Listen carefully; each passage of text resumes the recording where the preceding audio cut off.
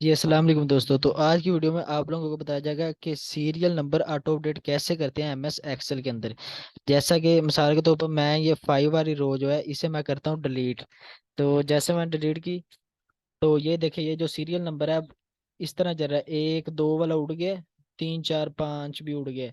तो इस तरह भी चल रहा है। तो इसको हम कैसे तरतीब में लाएंगे, ऑटो अपडेट कैसे करेंगे। अगर कोई हम रो डिलीट भी करें तो सीरियल नंबर ये वाला जो ऑटो अपडेट हो, मतलब एक दो तीन चार तरतीब से चले। तो उसके लिए आप लोगों ने क्या करना है, इस इन सब को आप लोगों ने कर देना डिलीट।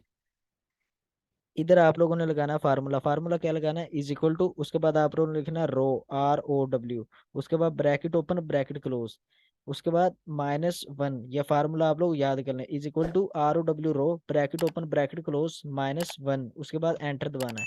एंटर दबाएंगे तो ये देखें, ये ऑटो अपडेट हो गया, एक दो तीन चार पाँच। अब मैं इधर से कोई रो डिलीट करूंगा तो ऑटो अपडेट खुद ही खुद ही तरतीब बन जाएगी। ये देखना, जैसे मैं 3 वाली रो डिलीट करता हूँ तो ये देखें, एक दो तीन चार, ये ऑटो अपडेट हो गया। तो फार्मूला क्या है, इज इक्वल टू ROW रो, उसके बाद ब्रैकेट ओपन ब्रैकेट क्लोज -1,